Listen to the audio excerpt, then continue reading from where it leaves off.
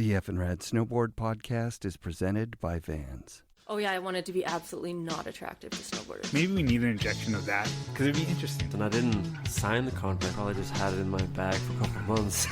And we're all like, oh, that's just banging, let her run. We pushed each other to become better. Front three-tailed it.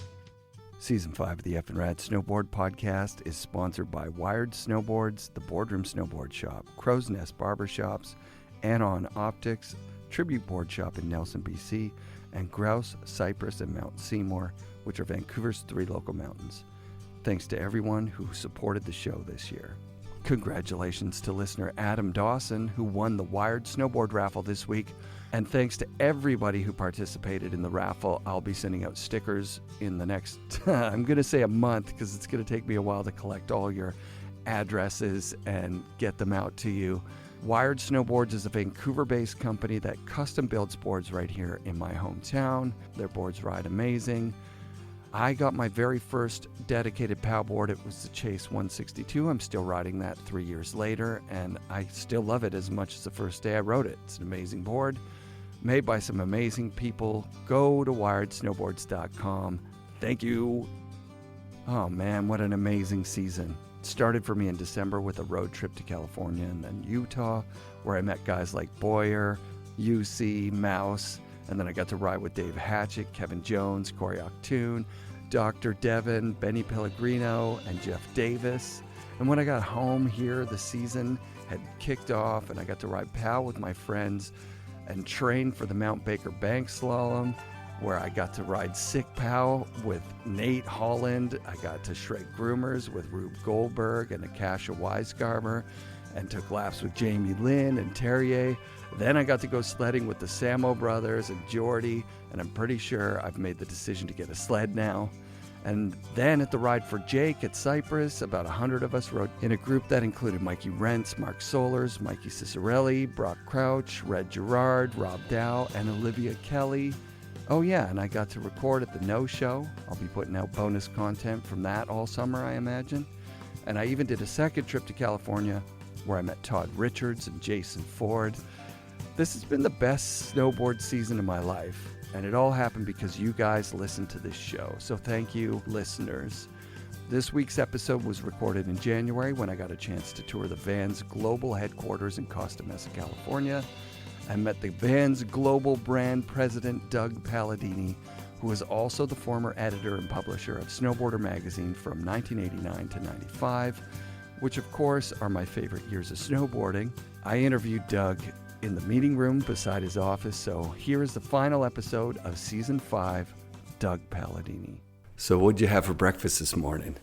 Is that your warm-up question? Always, yeah. The funny story is I don't eat breakfast anymore. I'm on that stupid, intermittent fasting thing. I don't think that's stupid. I think that's awesome. I feel like I'm on that too. Hey, it's stupid when you wake up and you want an omelet for breakfast. You're an eggs guy. I'm not have one. I'm not the breakfast guy. Yeah. Like that's just not my. It's not my go-to. I'm totally cool with it. Of all the things I've had to give up as I've aged, I don't care about breakfast. But it's so the answer is I don't eat breakfast. That's right. So I have lime water. That's my wife. Do you really? Does nutrition stuff. Oh, that's cool. And she said that lime water clears your blood and makes your body think, okay, I don't know, it tricks your body into thinking that you ate food, so it starts doing stuff. All right. Well, I drink a lot of very strong coffee. I hope that cleans my blood sufficiently. Yeah, a coffee guy too. I'm not a coffee guy. That's incredible. Yeah, well, I'm this with no coffee. I'm like this excited. I just went down to Huntington Beach. Like I got up this morning. I'm like, okay, perfect. I didn't have to set an alarm. Our meeting was late enough in the day. I knew I would be awake. And then I looked, how far is Huntington Beach from here? I'm like, 15 minutes. I can't be 15 minutes from Huntington Beach and just sit in my dumb Airbnb. Mm-hmm. So I went down to the beach, and on the way there, I saw like a bank to wall ride, and I got an old Vision complete in the car. And I was like, oh, I should take a California picture of me doing a wall ride in California. And so then once I got to Huntington Beach, I'm like, wow, I should probably take a picture of me on those red curbs because that's a famous thing. Nice. And so, yeah, now I'm all sweaty and running up here. Good. As I was coming down the road, I'm looking at those buildings, and I'm like, oh, it's not much to look at, you know? Oh, this is pretty, you know, humble for Vans. Okay, I wonder if he'll be in one of those buildings. And then, boom, it's this building. Like, oh, my God. Vans is humongous, right? Well, this is the first time we've ever had a decent building to work in. You know, it's like the very first Vans office was in a factory, and the second one was in a factory, and the third one was in a warehouse, and the fourth one was in a warehouse, and you know, so we've never had a proper home. This is the first time. Two years ago when we moved in here was the first time we ever had a proper home for our brand. Are you serious? Seriously, 52 years before we got a proper home of our own. So it's we took full advantage of it this time. Yeah. Once they finally gave us a check, and now we're building. Now we've filled up this one, and we're building a second building in behind us. So. It's incredible. Yeah. The vibe here is so good. There's like 70% electric cars out front. What is that all about? That's amazing. Yeah, well, the building that you're in is LEED Platinum certified, so it's the highest level of building sustainability you can attain. And I think most of the people who work here have a pretty high level of consciousness. About doing good things for. I was just talking with Bridget, so. who's our Vans rep in Vancouver, right, west coast of Canada, and she just got back from. Costa Rica or somewhere, or no, like Indo or somewhere, and she's really thinking hard about what it means to be a consumer, you know. And actually, she turned me on to a video about you that whenever she's getting down on corporate life, she watches, and it's just about, a video of me, a video of you that's nice to hear. talking about how Vans does it essentially, and. I watched it and I was like, okay, I get it. Like it profiles some of the stuff that you guys do with girls and skateboarding all over the world, and just talks about the authenticity of the brand. And really, for me, to give you a little bit of Vans background for me, and I want to get actually to Snowboarder, because that's like where like the podcast listeners and you are going to intersect the most, is your time in Snowboarder. Yeah. But I mean, I saw Vans probably in Fast Times at Richmond High, and it probably registered. Definitely in the movie Rad. That was it. I needed Vans. I was a BMXer. I wanted Vans. I had to have it. I thought that the hatch on the bottom was for pedals. Like, I thought that had been intentionally designed for pedals. I think a lot of people had thought that.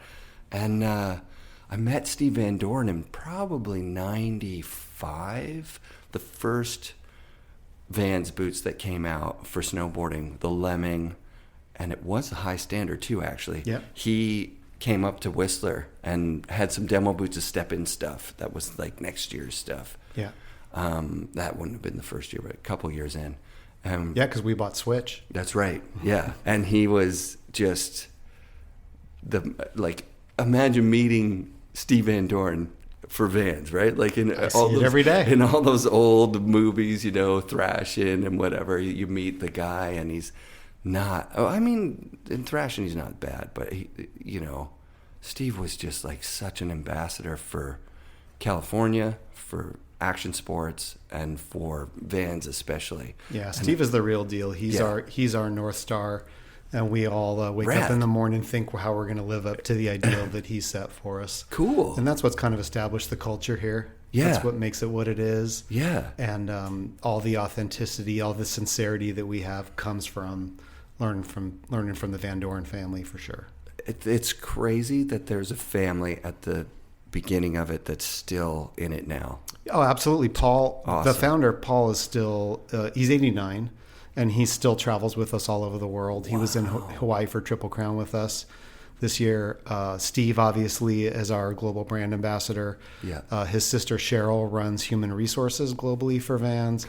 His daughter, Christy, runs events and promotions in the Americas region for us.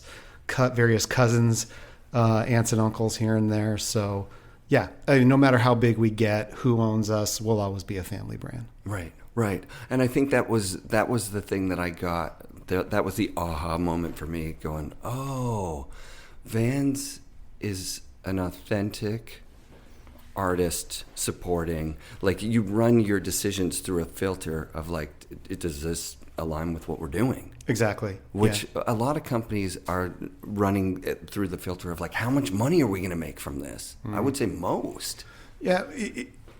It's really where you want to put what you want to put first. Right. So for us, we want to grow and make money. Yeah. Absolutely we do, but we believe that's the result of doing the right things. That's not the reason for doing it. Right. Right. That when you do things well, when you build your brand in the right way, when you're honest, when you treat people well, when you live up to the ideals and the purpose and the culture you've set for yourself, the end users of your products see that and they respond accordingly.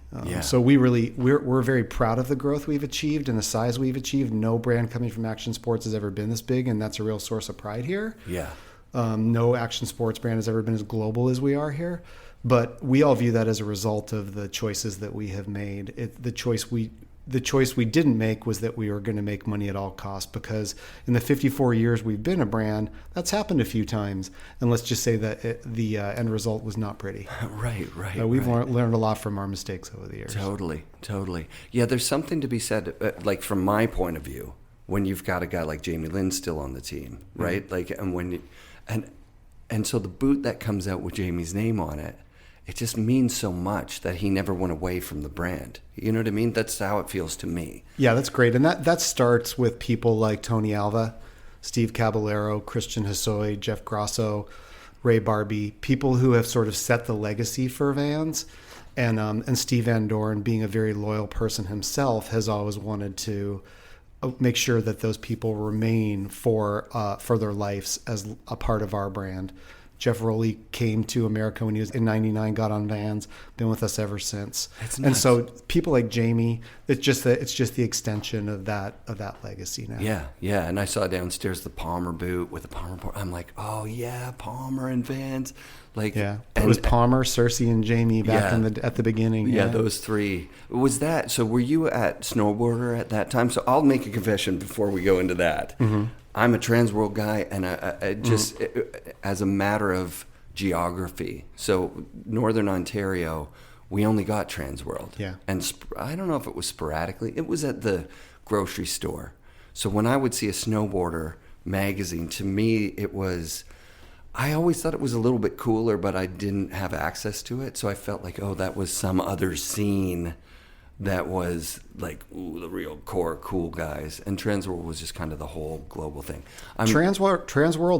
Transworld was always number one. It was always the biggest. It was always had the highest level of awareness. Mm-hmm. And we were the sort of pesky number two that was always had a chip on our shoulder and was always fighting to do something different. Felt like the Thrasher kind of thing, right? Like that was maybe the model was like, okay, Snowboarder's the Thrasher of skateboarding. The fascinating thing about Snowboarder, it came out of a ski mag. Oh, it came from Powder. Oh, yeah. Yeah. My cousin Stephen Metcalf was the editor at Powder. Yeah. And would have been in those buildings probably around the same time you were there. So when I started at Snowboarder in '89, beginning of '89, I was actually working for Powder and Snowboarder. Oh, wow. And I remember going to my first day of work was the SIA show. And I remember the guys from the other mags sort of sneering at us because we were the ski guys who were trying to annex snowboarding into our world. Right. So we always had that vibe that we had to prove that we were not. We had to prove that we had our own vibe. Totally. Yeah. Whereas Transworld Snowboarding came from Transworld Skateboarding, so they came with an incredible amount of respect right off the bat. Yeah. In 1989, there was a tremendous amount of animosity between skiers and snowboarders. Huge. And so coming from skiing was anathema, was horrible. Yeah. So I came in with that weight on my shoulders, having to bear that. So that's incredible. It was I interesting. didn't know that story. That's incredible. Yeah. And all the little mags that had started up at the time were all sort of shoveling the shit on Snowboarder as being the ski guys. No way. See, I got into it in '89. Probably didn't see a Snowboarder magazine till I moved to Vancouver in '93. Probably just didn't ever see one because in Northern Ontario it didn't exist. And when I think of like the mags in '88, '89, they were just almost nothing. They were quite thin. Remember those first few years? What was SIA like in '89? It was really cool for me. And what I distinctly remember, I didn't know what the hell I was doing. I was as green as the grass walking in there. And my boss met me and gave me my badge and said, "Go do your thing. I got a meeting." And I was like left there. I was straight out of college, man. I was so naive.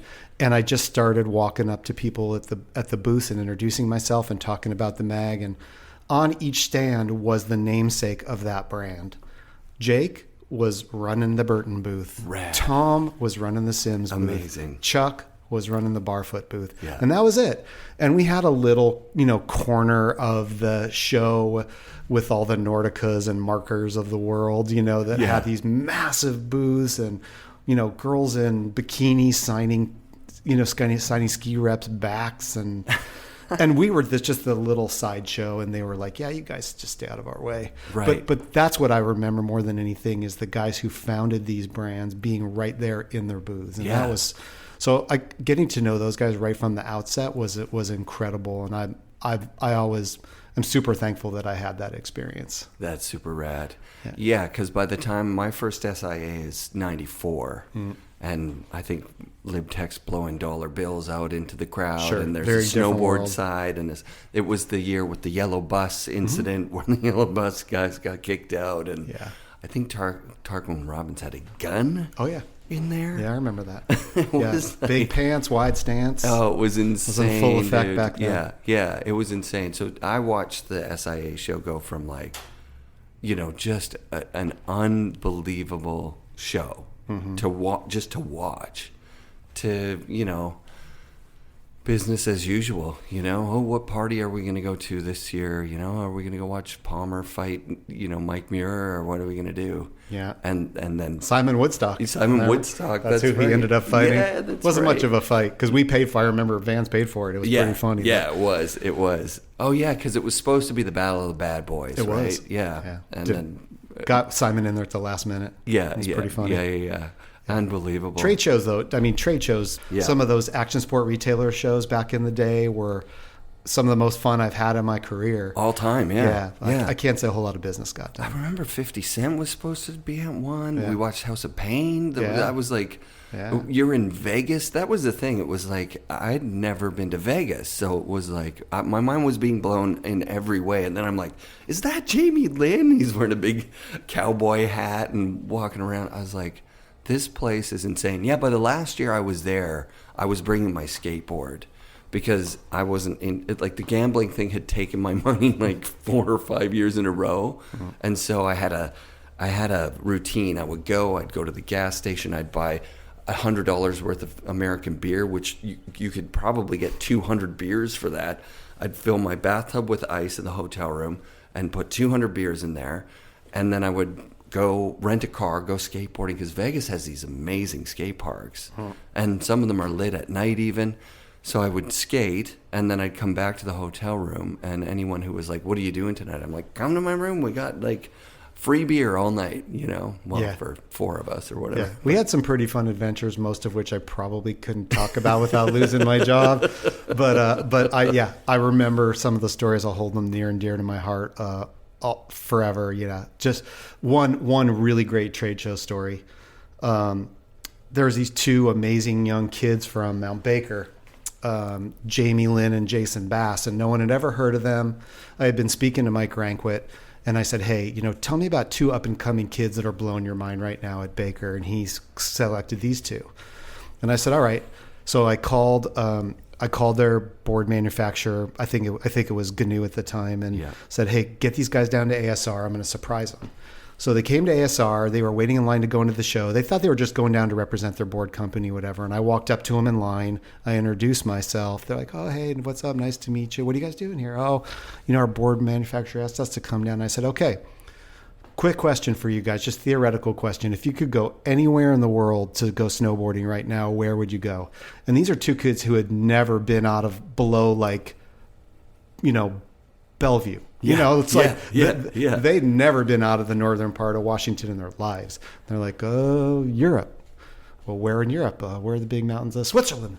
And I'm like, all right, we're going to Switzerland. And they're like, No way. You're kidding me? No way. So I took Jamie and Jason on their first trip, not only out of the state of Washington, but out of the country. Oh my God. And we went, and they got parts in the Fall Line movies that year because of that. And that was sort of Jamie's breakout experience, was going to Europe. So that's good. Yes. Good, healthy, clean, fun trade show story. Yeah, that's amazing. Yeah, so and Jamie and I have been, I still stay in touch with Bass on social, but Jamie and I have been friends ever since. Yeah, I had Bass on the show, and he blew my mind. Yeah, he's great. Yeah. And I rode with him, and he blew my mind. Yeah. I did that thing where, sometimes you can't tell where you are in the group. And I was thinking, did I get way ahead of him? Which is like, dude, you're never ahead of Bass. Not ever. He's the fastest. He was at the bottom of the hill, and I was waiting for him at the middle. Yeah. And then he called me. He's like, where the hell are you? I'm like, I'm waiting for you. And then I realized while I was saying it how stupid of a thing that was. But Bass is amazing. Jamie, obviously amazing. I was going to ask about those days. I didn't know this, but when I was talking with Shannon Dunn, because I'm like, why are all the snowboarders in Encinitas? That makes no sense to me in any way. That's nowhere near a mountain, which I'm wrong about that. It's kind of near a mountain, sort of. But what in the hell is it about? And she's like, the magazines, obviously. And I was like naive me thinking, what, you want to see the magazine first? Like, you want to be the first person to see it or something? I don't get it. And she's like, no, you had to go into the offices and make sure that they were running photos of you. That was your job as a snowboarder, was to go in to the magazines and make sure, like if you could put a bug in someone's ear, like, hey, what about this one? I think that would go good. Or what about a trip? Like, we're thinking about doing this trip. Like, yeah, I'll age myself here, but the cultural epicenter of the magazines. So at this time, Snowboarder, Surfer, Powder, and Bike were the big four mags we had. Yeah. But the cultural epicenter of each magazine was the light table. And the light table is where you sat down and looked at slides. And slides were the output of shooting film. Yeah. So remember, or you won't remember this, but you used to have to rely on the photographer to take all the rolls of film home, develop them, do an edit, and then you could go in and see the results of the work that you did on the hill. You do not just go run behind the camera and have him flip back through on the screen what he just took. That did not happen. So there was a delayed gratification there. So between Transworld, which is in North San Diego County, and Snowboarder, which was in South Orange County, we were only maybe 30 miles apart. So people would come down, go for a surf, and then come in and spend time with the photo editors. They didn't necessarily get to pick the photos, but they got to at least see what the work was. And so those sessions around the light table were epic. And that's where all the fights took place, what's good and what's not. That's arguing over what the cover photo is, the screaming matches around that. That's this photo, not this photo, and who makes the call. The photo editor, the photo editors and the photographers arguing about which pictures got edited and selected. That's where all the heat, all the energy was built around the light table. So that was sort of the beacon. So that's what Shannon was talking about. Yeah, so getting in on that conversation as a rider was gold. And right? you just wanted to see what the output was. You wanted to see what you had done, because you didn't get that. Yeah. You just had to you had to believe in the photographer that was with you, even more than you do now, I think, because if they didn't get anything, you just spent a week in the mountains for nothing. Or if the film got wrecked on the way home, the whole trip was gone. That did happen. Photos lost in FedEx. Whole story's gone. Oh man! So yeah, it was crazy. A different world back then, and the amount of stuff you had to lug as a result, it was intense. So there was an important partnership between the riders, the filmers, and the photographers. Yeah. Because you had to capture everything out there, put it in a bag, and then bring it home. Yeah. And hope for the best. Yeah, it's so fun for me to hear this stuff, because before I did the show, I had no idea. Also about, and you would have been there for this transition, that transition from photo being absolutely everything. Having the cover of Transworld or Snowboarder was just, you'd made it, to being the films were the thing. If you had the anchor part in a TV series, or if you were in a MacDog film and had your own part, you'd made it. Mm-hmm. And that dynamic that actually happened out on the hill, right, where the photographers were at the jumps and they were getting the angles and using different lenses to be really close to the action. And then when the filmers come in, they all of a sudden usurp this whole hierarchy, and they're like, dude, you're at my shoot. Get out of the way. It was an interesting transition that took place. We partnered very early on with the guys at Fall Line Films, Artie and Jerry. Yep. And they became our content partners. And then Mac Dog was strictly with Trans World. So you sort of then had these posses, right? And so if you were like a hot dogs and handrails guy, you were doing Mac Dog Films and you were aspiring to work with Trans World. If you were doing more big mountain stuff, then you were with the Sean Farmers and the Mike Rankwitz and that crew, and you were going more down the Fall Line path. So you were really sort of picking your crews and then dedicating yourselves to those people for the entire season. So if you were out with the TB guys, if you were out with Dogger or with Artie and Jerry, you're on their program for the season, and you're hoping that the output is going to be a part. So we learned a lot from skateboarding, right? Where they can hold a film for 3 to 5 years until they feel your part is ready to be edited. We didn't have that luxury. We tried to do one a year. Yeah. But the guys were out there working their asses off and with a very dedicated team. You didn't really sleep around back then. You had your crew and that was it. It's interesting. Yeah. So in modern times, like with the podcasts, and we spoke off mic a bit about Joe Rogan. He succinctly says it, like it's not famine mentality anymore. There's a million. Anybody could start a podcast. Any of our listeners could just get a recorder, start recording, and as long as it's good, people will listen to it.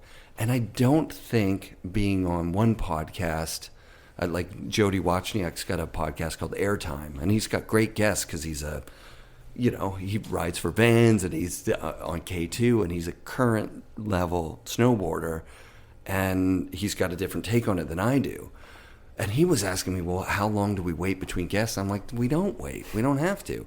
And I felt like some people did cross that, like a Tom Burt or something, had maybe no alliance to either magazine. He just wanted to go to Nepal, or he had his bucket list before the Jeremy Jones bucket list, we call it now. But when it was Tom and Jim, they were just hell bent on going to wherever they wanted to go, Tibet or bag these peaks, right? There was a few guys like that. Tom and Jim, we did a lot of work with. Yeah. And there was a few guys who sort of like set their own agenda. But most of the kids who came, especially because a lot of us came from skateboarding first, we adopted that sort of methodology and brought it into snowboarding and said, oh, let's do it the same. Let's do it a similar way. Yeah. Well, there definitely the aesthetic was. It was kind of mind blowing if you'd grown up reading skateboarding magazines. I think probably Todd Richards said it, or surfing magazines. A surfing shot is like water, dude, blue sky. Like it just is. Sometimes there's a bit of beach in there, maybe a girl in a bikini, but it's the same thing over and over and over. And skateboarding's not that, but snowboarding definitely. For the first couple of years, it was a guy in the sky and white snow, but it got creative fast. Yeah, really fast. One of the major inflection points for me was the advent of the frame grab. Remember frame grabs? Frame grabs were where when you wanted to sequence, you actually took the frames out of the video and turned them into still photos. Yeah. And all the mags, all we would do page after page was run frame grabs. Yeah. So were these sequences that showed 15 images completing the trick. It was on covers. It was everything. So that's when the filming and the photography really came together. Yeah. That's when the photographers really got pissed. So first the filmers come in and they take over and they run the shoots. Then they start getting paid for cover shots because it's their video that ends up on the cover. And the photographers are like, man, what do I got to do? And so another interesting sort of inflection point when things really started to change. Frame grabs. Yeah, I remember the frame grabs. Yeah. And that came along around that time where also advertising just went from a few snowboard companies to like Ford. Our magazine went from 68 pages Yeah. to over 300 pages inside of 2 years. 2 years. Yeah. That explosive growth. And like full disclosure, that's kind of where I fell off the magazine train. You know what I mean? Because as a shop guy, you'd anticipate the videos would come in, and a lot of times the magazines would just show you shots from the videos, and you'd be like, okay, well, that was the, saw it already. Yeah, exactly. Yeah. Saw it. We felt that. Yeah, and then like ad. I would get them for the ads that I was in. I was in a couple of ads. And So that now, was yeah, and some of the mags were running upwards of 70% of the pages in advertising. Yeah. So we were making money hand over fist, right. but we weren't necessarily serving the reader very well, I would say, back in those days. It was hard for us. I tell you, none of us were ready for that onslaught. We didn't know what to do. We were like, wow, what do we put in a 300-page magazine? Like, what are we gonna? So, like you'd read the letters in the front, and the letters would go on for like 12 pages of letters. Yeah, they weren't good letters. They were just letters. And we'd be like, we got to put something on those pages. What are we going to put? Totally. We ran out of photos by the end of the season. We'd run the photo annual at the end, and we'd be like, oh my God, what are we going to do? So we were I remember sending specifically times when we had to send crews to South America very quickly at the last minute, just to ensure we had enough images of people snowboarding to fill up a photo annual at the end of the year. That's incredible. Because the magazines had become so unmanageable for us. How did that growth translate into subscriptions? Was there? No, there was no growth. So it's crazy. So the money side of the magazines was just the advertising, right? It was huge. See, I'm that naive guy that thought, okay, well, the people who buy the magazine obviously are the ones that drive the innovation in the magazine, because you've got to be beholden to the people who are paying the money for the magazine. Subscriptions were a money-losing proposition for magazines, and one of the reasons why they're really not around anymore. The business model was purely predicated upon selling advertising, and at that time we were raking it in and not thinking enough, like I said, about serving our reader. And now, obviously, the magazines are gone, and so that's one the of the reasons opposite why. of what we talked about up top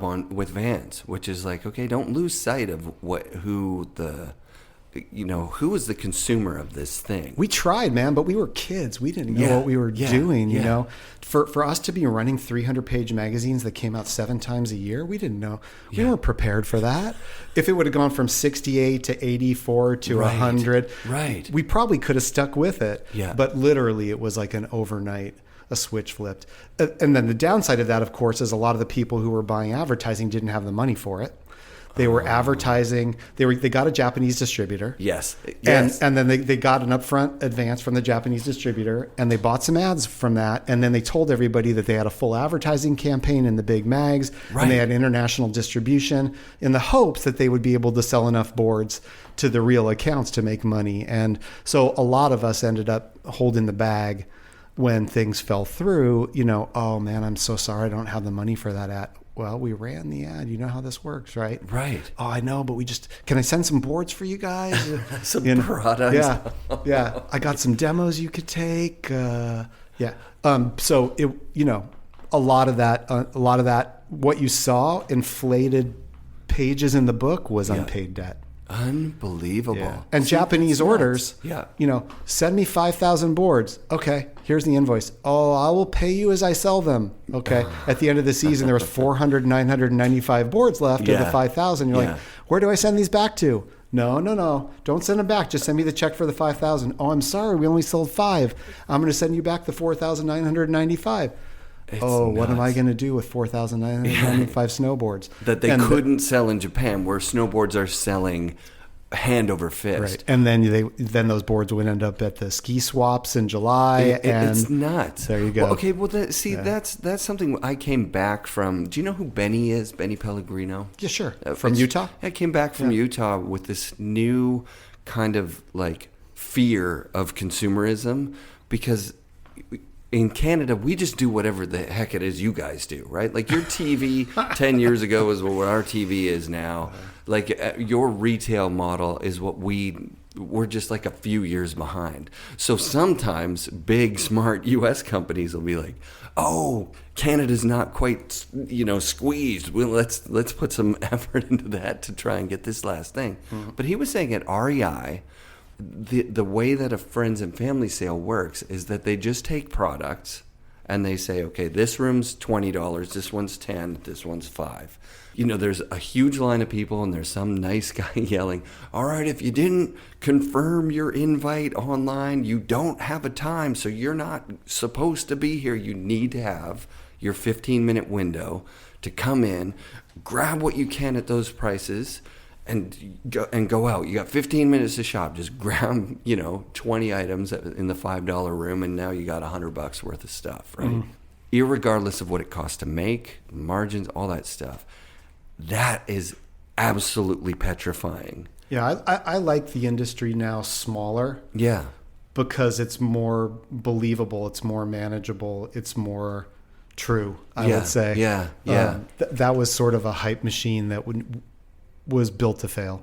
Yeah, back at that time.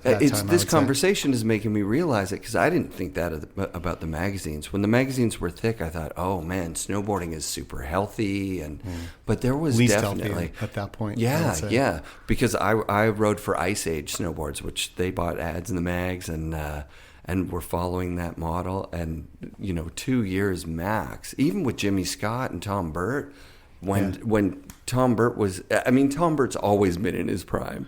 Jimmy Scott, he was to the tail end of his career. I tried at that time. Professional roller skater, Jimmy Scott. Professional roller skater, Jimmy Scott. I remember some of those photos. Yeah. I've tried over the years to keep some T-shirts from some of the brands that came and go faster than you could even remember. Yeah. I think somewhere in the back of the garage, there's still a few boxes of some names you'd be like, "Oh, I remember that," or like, "Never even heard of that one." So they came and went pretty fast. And the idea, because now I'm thinking of the Mikes that ran that, they were really excited because it was an exciting time. No idea they're driving a car straight into a brick wall. Like, you can't somebody said it, I think it was Mike Rankwit off mic. He said, "Tell me anyone who ever made money at snowboarding." And I mean real money. Like, tell me a businessman who would look at snowboarding and say, "That's a great place to make money." Not many. There's some pretty funny stories. I remember there used to be this rumor that Duck Boy was keeping all of his product in a warehouse somewhere. So Keith Wallace, I think he was from Idaho, if I remember correctly. Yeah, he is. So that every Burton board, like, he'd ride one board all winter, and the other 100 they sent him, he'd put away. Wow. So he may be like sitting on a goal. I haven't heard from Keith in a long time. I hope he's doing great. But, I have. Okay. And he is doing good. He's coming back to snowboarding this year. He's been telemark skiing for years because he was over it. I'd like to know if he could tell us if that's actually true or not. But that was the rumor. Because we'd get to like March and he'd be like, "Duck, what are you doing? What's wrong with your board?" He's like, "Oh, this one's fine." And half the sidewall would be out. So we're like, you're a signature rider for Burton. Where's all the other product? I don't think I got anything else. And so that was always the rumor for it. So I always figured, like, when we're all dead and gone, he'll be the one sitting on the pile of money, because he was hiding away all the brand new boards, and he had every one of Craig's boards in chronological order. Of course. Well, Jim Rippey, and I've talked about it a few times, Jim Rippey sold his entire collection of Jim Rippey boards, which was one of every size of every color of Jim Rippey boards. And he got $10,000, and that was a couple of years back. Wow. But I bet that's worth double now. If, you know what I mean? Like, just because it becomes more rare. And then people know that it's out there and like, well, I'd like to have that. If surfboards or skateboards are any indication, that will come. It'll come for sure. Yeah, it'll come. Surfboards have become ridiculous. Really, hundreds of thousands of dollars paid for the very best boards now. Skateboarding's just coming into it. Supreme just had a massive sale on one of the large auction sites where hundreds of thousands of dollars were paid for Supreme items. So I know it's coming. Yeah. For snowboarding, it's probably not quite there yet with some of the early nose riders and switchblades and things like that. But it'll get there. Yeah. There was a Burton BB1 that sold for like $30,000 or something. and then there was somebody who made a fake one. I think that was the story, was it? Because they're not that hard to make. It's just like a laminated water ski kind of thing. Yeah, it's sad to see that our founders are beginning to pass away. Oh. By the way, since you brought up the first boards, with Tom and Jake more recently, it's sad to see that. We're finally old enough that that's starting to happen. Snowboarding, that's starting to happen, and it's a bit traumatic, I've got to say. I agree with you. I agree with you. I think it's only been since I started this show, like 5 years ago, nobody was really looking back. I shouldn't say nobody. There were a few pockets of people that were looking back at the history of the sport, and some with dollar signs in their eyes going, well, look at Lords of Dogtown. We should do that for snowboarding, make some money. But the appreciation just hadn't happened because we were so forward looking. We were always trying to find out what's going to be next. Are the high backs going to be smaller or taller or stiffer or softer? Or is there what's the new boards? What's the new thing? We were never like, where did we come from? We just didn't ever stop and turn back and look at that. We're starting to now. Yeah. Well, in the early days, you got to remember our culture was an amalgamation of other cultures. Yeah. Because like I said, we all came from skateboarding or from surfing or from skiing or from different types of gliding on snow that existed and really had to sort of build our own identity over time. I would say in the early days, our identity was fairly borrowed. Yeah. It came together from a lot of other places. Yep. So it's been much more in the recent history where I think snowboarding has actually found its own place. Yeah. And its own reason for being and its own identity, where you are born a snowboarder and you grow up as a snowboarder. Yeah. Right? So that's just a matter of years. That's just a matter of maturation. Yeah. But now I feel like snowboarding is its own world. It's its own culture. I felt that today. And again, that's what I was saying earlier, Eric, that I think it's better that it's smaller now. Yeah. Because now the people who ride you actually, that that they're invested in it. Totally. And the shops that carry the product, they're invested in it. The brands that are there are invested in it. You kind of have to be. It's not the easiest way in the world to make money.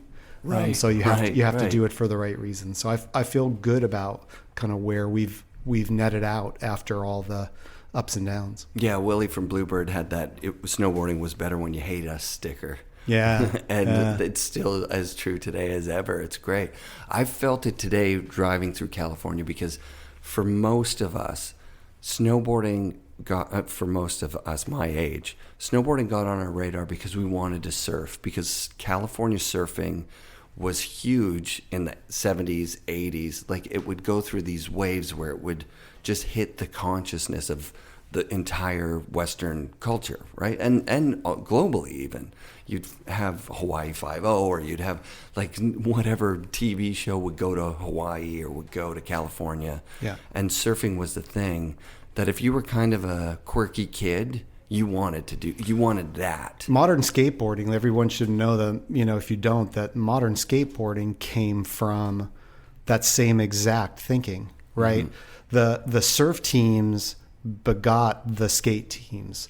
The Zephyr team that came from Dogtown was a surf team that started skateboarding. So a lot of this came out of the water. Tony Alva Stacy Peralta tell great stories about this, where that's where Jeff Ho bringing those people together, that's where it came from. So snowboarding was no different. It was Tom came straight out of the water. Jake desired to, and he took it into the backcountry and the hills behind his house to figure out how to surf on the snow. But it all came out of the water. So I think that's an important thing to remember. Now, I love, like one of my idols, people like Jerry Lopez, who actually has brought it together in a really powerful way. So now Mr. Pipeline is one of the most crazy snowboarders I've ever met. He's so avid and so in love with it. It's really, it's cool to see that evolutionary line. Yeah, I got to ride the chairlift with him, and he was that first Zen guy that I ever met, like where you're looking at someone going, wow, you're not like hungry for this pow day that we're riding in the way that, like, he wasn't frothing, but he was enjoying it in a way that was just like, I wanted to get to that level, and it was a real, reinforcement of that desire to become a surfer that I had since I was a little kid. And today's the first day I ever, like, I'm in Surf Town, Huntington Beach, California. It's like where surfing is from. And I'm looking around and I'm like, oh, there's almost no surfboards on any of the roofs of the car. Like, I see surfing through the lens of a kid in the 70s. You know what I mean? You know, it's so funny. I went into Surfside, which is one of the real iconic surf shops. A guy named Duke runs it. The day after Christmas, and the most crowded area of the store was the snowboard area. So I think we trade off. Yeah. You know, I think we trade off. I think when it gets a little cold, people yearn to go to the mountains. There's still plenty of people in the water. Oh, yeah. I think most of my friends who surf would say, Doug, what the hell are you talking about? It's more crowded than ever. Yeah. But I think snowboarding, I think that consciousness, when it gets a little bit cold here, which is, I mean, like below 60 degrees, people's consciousness turns to what's happening in the mountains. And right. When you do that drive to Mammoth, any Friday evening, it's really fun because whenever you get off for gas, you see people you know, your friends are all making the same 6-hour drive with you up to the mountain, and it's a nice part of the culture. You know, Yeah. I really like that we have a surf, skate, snow culture here. Yeah. And it kind of turns on and off with the weather, depending on which sport you're going to do. That's so rad. Yeah, the thought I had was like, I'm at home where there's snowboards on top of the car and skis. I've never skied, but just like that's where I'm at home. When I'm somewhere where there's a bunch of surfboards on top, I'm like, oh, there's like a whole bunch of cool people here that I'm just not a part of that thing. I feel like I'm a snowboarder. Like that, I felt it in my heart today that, oh, wow, I'm a snowboarder. And Mike Rankwit was the first one that I heard articulate, like, the moment snowboarding became its own thing, you alluded to that earlier on, was Craig Kelly, Mike Rankwit up in the mountains in Alaska, filming probably for some snowboarder thing, and Craig turning to Mike and saying, this is what snowboarding is. And he had to say it because he did come from, well, he didn't come from skateboarding, actually. He came from surfing. He always wanted to surf. Right. But everybody did come from somewhere else. Yeah. But they built a sport, and you guys built a sport that stands on its own. And for years, we fought against it as snowboarders. We were like, you know, skaters were like, oh, you're a snowboarder. Oh, bummer. Yeah. Yeah. Surfers, Mike was... yeah. I always really liked Mike Rankwit. We formed a friendship pretty early on in the Snowboarder Mag days, very early 90s, maybe even 90-ish. Yeah. And I love the Northwest, so I would spend a lot of time up in Washington. And I love the way that Mike translated his skateboarding as a kid into his snowboarding. You could see that real flowy style. The way he did indies, the way he did methods was so skateboarding. He was taking it straight from the vert ramp into the snow. And then to see people like Roach and other Noah Slasnick and people like that who came after that, that was really powerful. And then on the other side, you had the Tom Burts, the Jim Zellers, the Craig Kellys, who all they wanted to do was the big mountain exploration work. And so I love that we had both of those influences, sort of creating an equilibrium. I think that was powerful for snowboarding to have both of those things come in. And I love that it's a multifaceted sport now. Totally. I love you can just do groomers all day and work on your turns and feel what your side cut's for. Yeah. You can hang out in the park and in the pipe, or you can go up to the top of the mountain and hike. Yeah. And so I love that we have all of that available to us now, and that it's not just one dimensional. Yeah. Yeah. You know, it's not one or the other. It's an and, not an or. We talk a lot about, I really like that part of it. That's rad. Yeah. I saw the X Games real snow edits last year. I'm excited to see the ones from this year too, which is, guys hitting rails and new features in cities that is just absolutely mind-boggling. And one of the rad things about that is that they don't have a men's. The women compete, the men together in that. So I see that really pushing through our industry. I mean, we don't have a great history when you look back at inclusion. You know what I mean? Like we just don't. We think that we do. We feel like we're pretty forward thinking, but I've talked with Cersei about it a few times off mic, and she's like, Man, we're just not that inclusive, or we just don't give opportunities to women that we give to men. And it's kind of embarrassing. It's interesting. I'd like to get into that with Cersei a little bit. We used to argue all the time, actually. But another person I spent a lot of time in the mountains with over the years. But I would say of the three sports that we're talking about today, of the three cultures that we're talking about today, snowboarding from the outset was the most open to being a dual gender sport. I heard that too. And we used to travel. I can just speak from my experience with Snowboarder. People like Shannon, Tina Bassich will back me up on this. Barrett, Christy will back me up on this. We used to travel a lot together, and Circe was in those things as well. I'm not suggesting for a minute that they had the same opportunities that the men did, because they didn't. Right. There was different pay scales. There was different prize money. All that stuff. Yeah. It wasn't fair, and it was a fairly low bar to get past with skateboarding and surfing because they were almost as macho as you could get when they started. So we had a pretty low bar to get over in snowboarding, but of the three, I think snowboarding was the most open from the outset. And I do see that continue today. I do agree with Cersei in that I do not think that there's parity, and I think there should be. Right. One thing, if just to brag for Vans for a minute, is that we've brought parity in prize purses to all of our action sports events. Yeah. So I think that's a step in the, and we haven't always had that, right.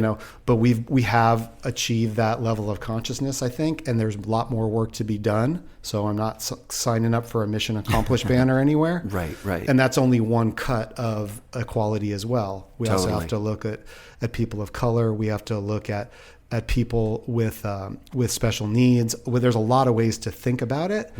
But in the world of women competing with men in snowboarding, I like to think that we were maybe a little bit ahead of the other sports. Good. Yeah. No, that's nice to know, because I like to feel proud of snowboarding. It's fun, because I feel like up until the last few years, I use the analogy of the family. A lot of people will say, surfing's the grandfather of board sports, but I think it's the big brother. If you look at those relationships, like it had the hardest time, getting the keys to the car, and it had to follow more rules. And by the time snowboarding came along, it was just like nobody's paying attention anymore. We had the run of the everything, Yeah.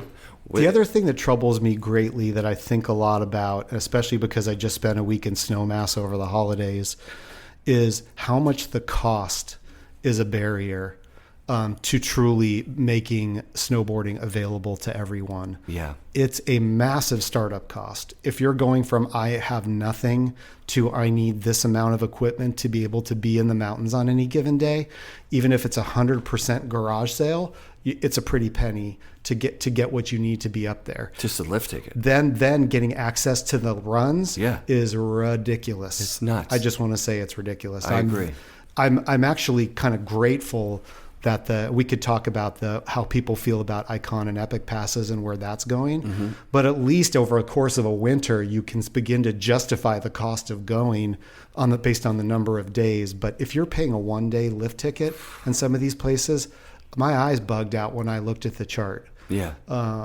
And so I question what else is possible to bring more people to the mountain where they don't have such a high financial bar to get over to be able to enjoy our world of snowboarding, because it's damn expensive. And if it becomes one of those things that's just for the wealthy few and goes the way of golf, we're in for it. So we need, as an industry, as a culture, snowboarding needs to think more about how we provide access to those who cannot just open their wallet whenever they feel like and jet up the hill. Yeah, when I started the podcast 5 years ago and first reached out with Roach, that was his mission. That's where he's at right now with his Revert Foundation, as he brings kids up to...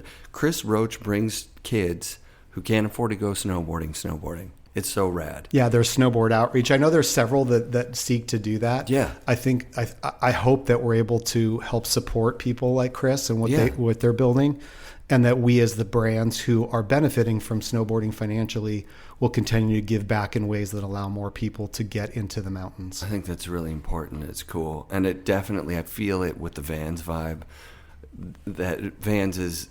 You probably have a whole department of people that's what they do, is looking for ways to benefit the community, and not just snowboarding, skateboarding, surfing. Sure, and we try to. It's one of those things, Eric, where you have to sort of prove daily that you're committed to that purpose. Right. You can't just do it once a year and say, we're good. You really need to believe that every day there needs to be more proof that you're honoring that commitment. And that's something that we strive for here. Mm-hmm. We certainly are not perfect. It doesn't always work out that way. But in snowboarding, we have a great thing that I like to talk about called the High Standard Series. The High Standard Series is where we just roll up to the mountain on any given day, and who's ever hitting the park, we say, we're not going to pay for the most spins. We're going to pay for you to do the best method that you've ever done, and we're just going to throw you $100. Because what Van Doren always did was, when he was hanging out around a pool or around a park or whatever, when he saw a kid do something rad, he'd be like, come over here, kid, and he'd give him a coupon for a free pair of shoes. Sick. Or he'd drop $100 bill on him. He's like, Steve Van Doren gave me $100. And so we said, what do we do with that in a bigger way? And that's where High Standard came from. Rad. So it's not the best guy doing the most spins. It's you doing the best method you've ever done, or I'm going to do a backflip and I've never done that on this rail before. And when you do it, you just get an immediate reward. And they're small rewards, right? Sure. But it's about getting back to the fun in snowboarding and getting back to sort of the core values of what make us want to go to the mountains in the first place and have a super fun day with our friends up on the hill. And I like that. I'm not opposed to very big competitions, the Grand Prix that yield the snowboarders who will go to the Olympics, blah, blah, blah. I'm not opposed to those things, but I just want to make sure we create a balance. And I think Van's place is to create more of that grassroots balance that balances out just the best getting the most money and the biggest medals with kids who are stoked to be out there every day. That was so fun. I rode that event at Seymour. Actually, I don't know how you get into it. Like, all you got to do is sign up. I think I didn't. And just the fact that we had the event at Seymour, that tells you what you need to know. Dope, dude. It was so good. So we rolled up. I was doing, my friend Myra works with Surfs Up for Autism. And so every year on Seymour, we take autistic kids and their siblings, which I think that's important too. Because a lot of kids who have brothers or sisters with special needs don't get a lot of the attention. There's a lot of stuff out there for kids with special needs. And so that's some of the most fun I have is every year we go up, we take kids snowboarding, and they just have a blast. Yeah. There's a powerful connection. I'm glad you brought that up. We have found a powerful connection between board sports and autism. In surfing and skateboarding and in snowboarding, that balance, the way that you have to focus your energy, the way that you have to exert a tremendous amount of energy, we find that that's very, very appealing to people challenged with autism. A-Skate has been an incredible partner for us in skateboarding, where families come out and use skateboarding as a way. Often these kids have never been on a skateboard before, and as soon as they get on it, there's just a click. Yeah. We've seen just a natural thing. Surfers Healing is a great group that we work with here that does the same thing with surfing. So there's something about the sideways orientation, the balance necessary, the energy exertion, the focus required that really feeds into whatever's behind autism. And I just think it's a beautiful unlock that says that these things are really good for you. Yeah. And that they make your life better. Yep. And so I've been really inspired to see what these sports have done for children with autism challenges. The immediate feedback of, like, Dad, look what I did. Yeah. And really knowing you did a thing, like you can't deny it. You just went down this hill on this snowboard. Did you see that, Dad? Like, it's by the end of the day. So that's what happened. I went from that event to the Vans event was the same day, and then just started rolling in with the guys that were riding it. And it wasn't. Did you get any money? I didn't get any money. But I did do the best line that I'd done that year in a park. And it was the best build at Seymour for the year last year. Nice. And it was coming off of this, the weekend or two after the Mount Seymour Bake Salmon, which is the bank slalom there, which is such a fun event too. But it's not a freestyle event. It was kind of like this freestyle version of this community event. Mm-hmm. It just was like, oh man, I love snowboarding. I love Seymour, and I love Yeah, I love Vans too. There was a big Vans shoe Nice. there for people to air over or boot. It was awesome, man. It was just a really, really well put together event. And one of the things I heard was the park builder took a lot of pride in that build because he wanted to win. There was like also a contest for the park builders to have the best build of the series. I think that grassroots part is just so important, and I hope that all three industries, surf, skate, and snow, continue to focus on those things, because a lot of us are led down the road of finding the biggest thing to make the biggest impact. Yes. And a lot of times what we have found is it's a lot of little things Totally. that add up to the biggest impact. It's the way that you interact with people. Again, $100 is the prize. Okay, we're not going to change your life with $100, but it's what it says about who we are and where we're placing. We're trying to put the reward behind what we find valuable. Right. And the things like fun. Yeah. You know, just like the base, Yeah. reminding yourself, like, why do I do this? Do I do this because I want to get sponsored, or do I do this because it truly makes me happy and fulfills me as a human being? That's Right. that's a really Right. good question. And actually. that's back to the business thing I said of doing the right things for our brand because they're the right things to do based on our purposes and our culture. And the output, if we do those well, is to make more money. Yeah. But in that order. And I think snowboarding, skateboarding, surfing needs more of the reminder of the same thing. Let's do these things because we feel it makes us feel good about who we are, and because we love them, and because they fill up our soul. I just got back from riding, like I said, in Colorado for a week. My soul's pretty full right now.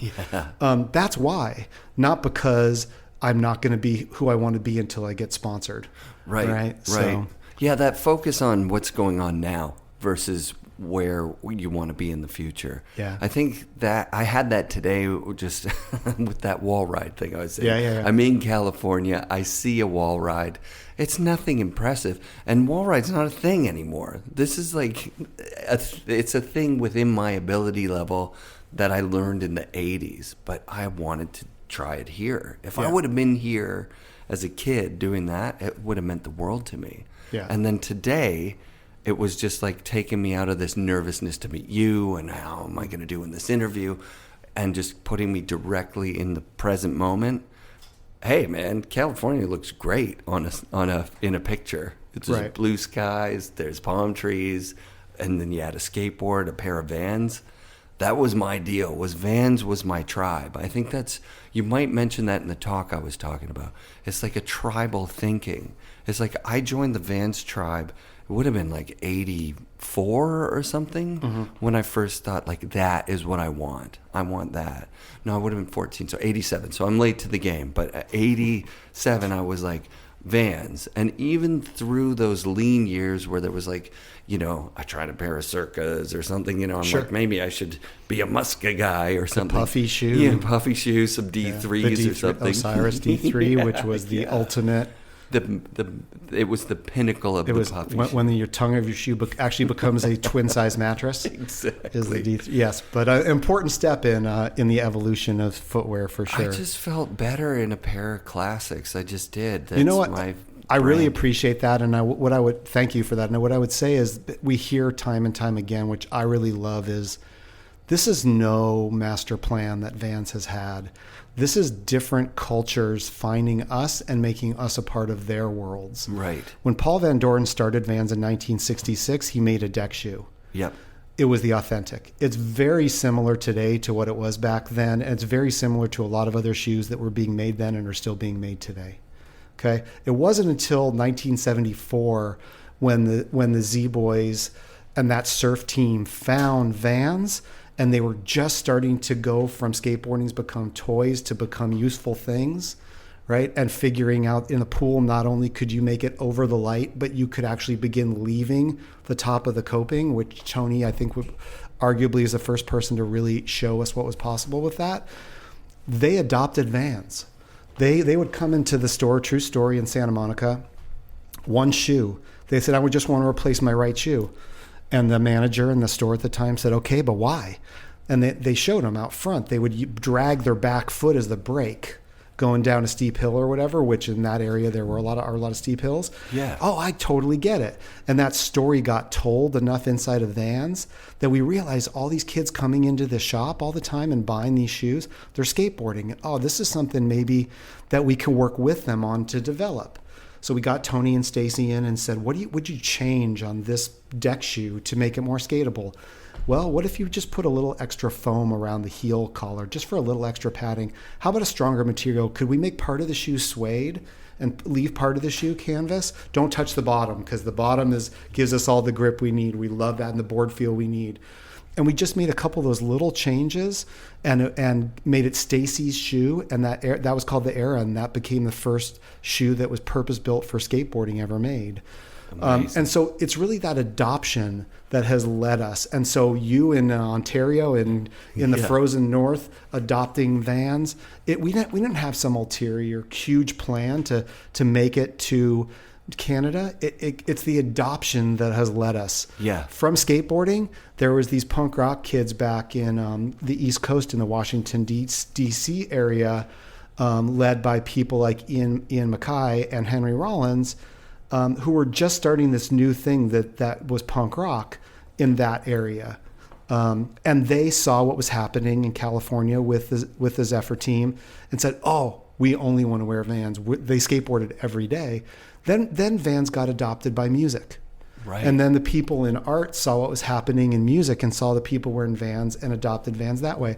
So dumb luck or fortune or whatever you want to call it, but these different groups throughout time have adopted us. When we get now, the crazy thing now, where it is today is celebrities, stick and ball athletes, football players, baseball players, basketball players, soccer players wearing Vans. Really? And for us, that's just incredible, because this is now more people from popular culture looking at what we do and saying, I get that. I really like what that says about who I am when I become part of that tribe. It's not us reaching out and saying, Kevin Durant, how much would it cost for you to wear our shoes? Right.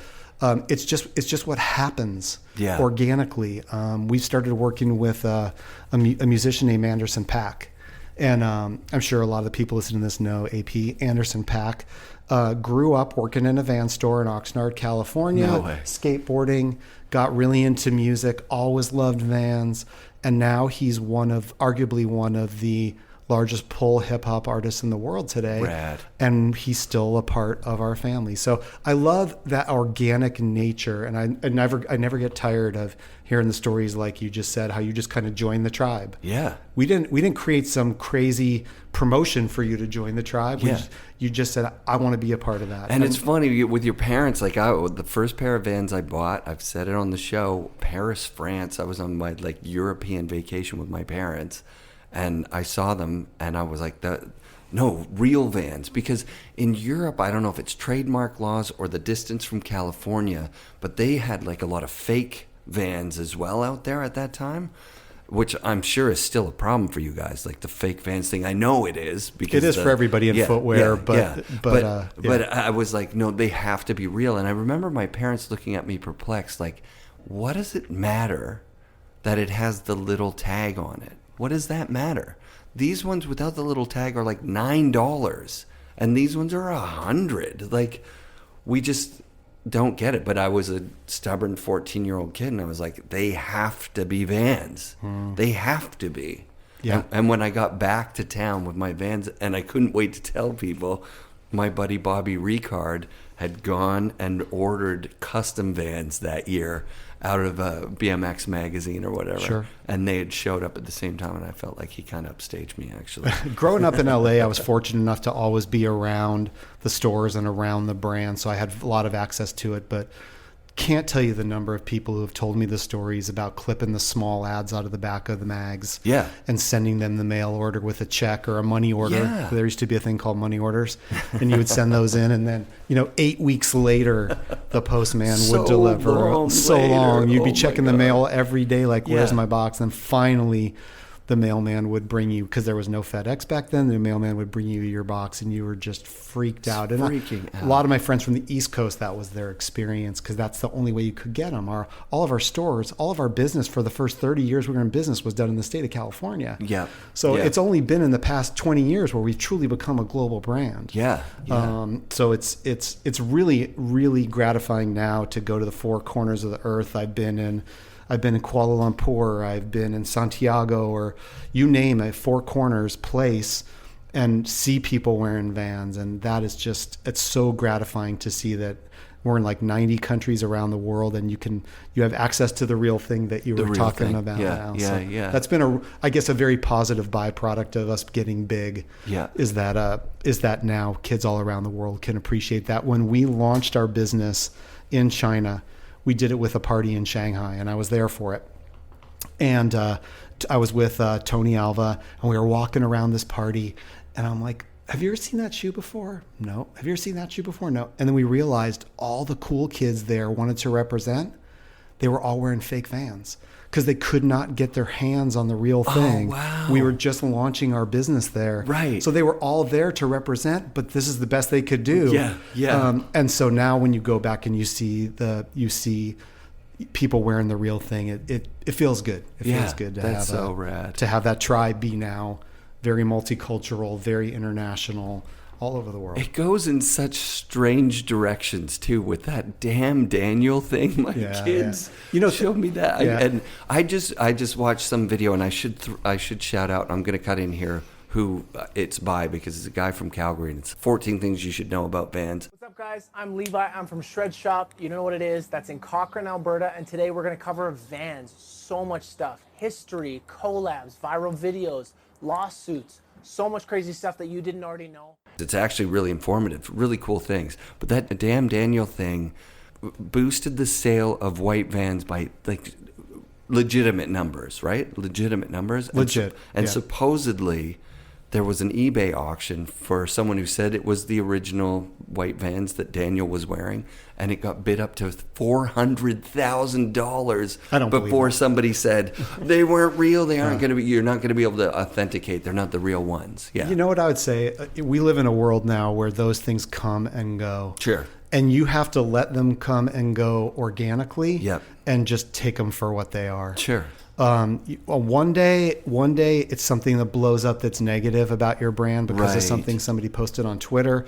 The next day it's something positive because of a video that showed up in your Insta Stories feed. Mm-hmm. These things just come and go. You just have to let them. You don't want to feed into them when they're positive. Right. And you don't want to shrink away from them when they're negative. You just want to deal with them one at a time. And so the damn Daniel thing was super fun. We ended up having the kids on the Ellen show, and we surprised them with a lifetime supply of Vans to say thank you. That's cool. So we did it in a very Vans way to say thank you, and then we just moved on. Left it. You know?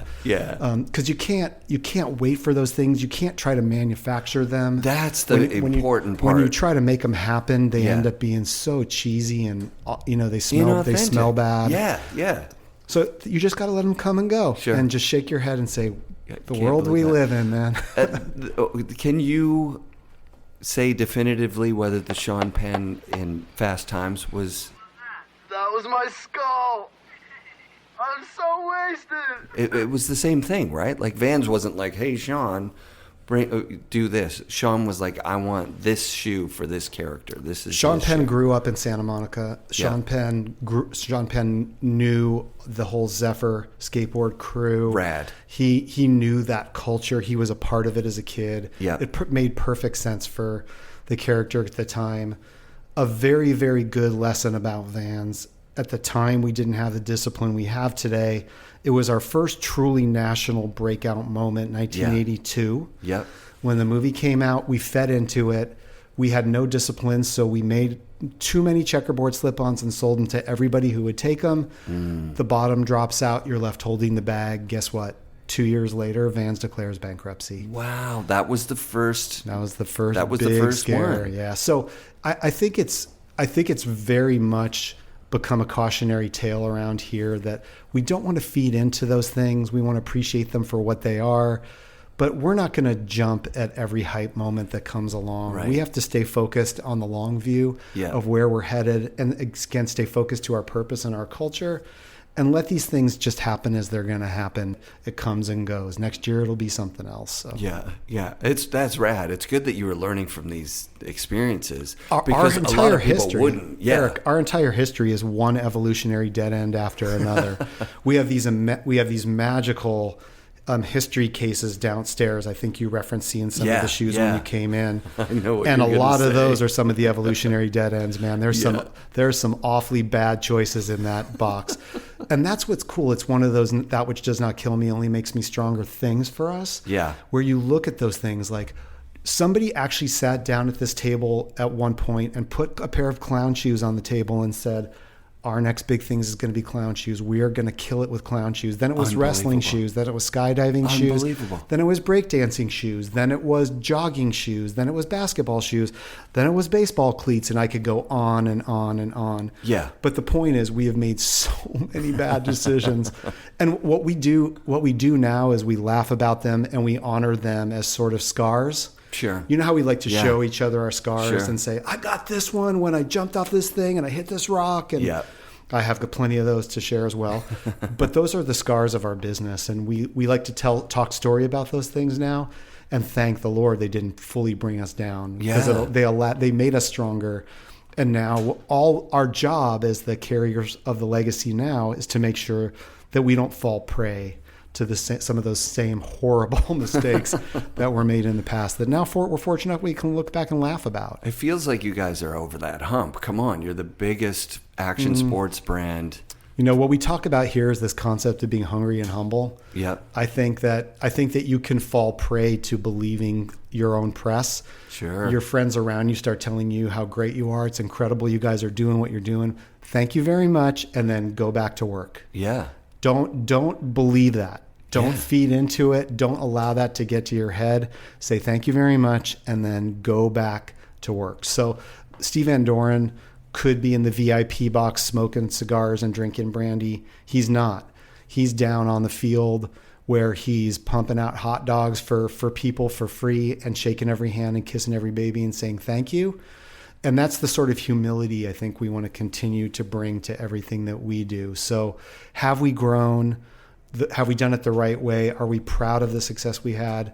100%. Everybody here will tell you that. We should be. Does that mean we can put up, like I said, the mission accomplished banner on the front of the building and all go off to Tahiti? Well, maybe for a week. But then we got to come back and roll up our sleeves and go back to barbecuing for our friends and being humble and honoring the humility that Steve's taught us. So dope. I think we wrap it up there, man. We started there, we end there, and I'd love to do this with you again someday. Or a couple years down the road, see where we've gotten to with Vans. I just want to say thank you so much for letting me do this. This is really important to me. I can't tell you how legitimate it makes me feel as a podcaster. And while you were talking about the authenticity, not losing it, I'm thinking how many times I pitch crazy ideas to my friends or sponsors of the show, and I really need to focus on this podcast, Snowboard podcast. That's what I love to do. I get a lot of joy from it, and I'm going to do it now thinking about how it just the thought of Steve Van Doren makes me happy. You know what I mean? Me too. Yeah. Me too. Well, I've had the pleasure of working for this brand and serving it for 16 years now, and it's been just an incredible ride. So thank you for being a part of it. Thanks, dude. Doug, awesome. FNRad shout-outs this week to Doug Palladini for doing the show, and special thanks to Doug's executive assistant, Regina McConnell, and Vans Global Brand Communications, Kaylee Bradstreet, without whom this interview would not have taken place. This will be the final regular episode of Season 5 of the show, but don't worry, there'll be some no-show episodes and repisodes, plus more live Instagram video interviews, and tons of fun stuff to keep you engaged with the show over the summer. Extra special thanks to Vans for everything they do, and especially the support they've given this show. Such a rad company. Thanks to Alex O'Shew for believing in the show, and thanks to Mike Strato for linking me up with Vans legend Jamie Lynn. Among other things, Mike's been a big supporter of the show since day one. Strats is a Sudbury boy, so shout out to Sudbury. Thanks to Rob and Pepe at Wired Snowboards. Their boards are seriously the best. The boardroom is my original snowboarding home. The shop is still open online, and using that code FNRad10 at checkout is a sweet way to save money on anything you need for snowboarding. Tribute Board Shop in Nelson, BC. Mark Fawcett and Shane Johnson are still rocking it. Go buy stuff online or go by the shop. They're open regular hours. They've got skate stuff, clothes, and shoes too. Crow's Nest Barbershops and John Roth. Big year for John becoming a dad. What an incredible human being. Anon Optics, beautiful goggle company under the Burton umbrella. Those are the sponsors that paid the bills this year, and you guys helped with those raffles. So thanks, everybody, and thanks to Grouse Mountain, Cypress Mountain, and Mount Seymour for the lift tickets and making me feel like Vancouver snowboarding royalty. I wrote that, really. When you're in Vancouver, visit a local mountain and have an amazing day or night. Thanks to Tyler at Volcom. Stoked on my new kit. Thanks to Brian and Michael at Dekine. I love you guys. Thanks to Tony Lefroy at Swix Wax, Capita Snowboards, and Air Blaster. Thanks to Hertel Wax for the free hot sauce, all temp, trademarked wax. And thanks to Garrett Louie from NLA and Stance Socks. Oh, and Crystal at Intuition Liners and Nick from Salmon Arms. All right, I'll see you back here in October for season 6.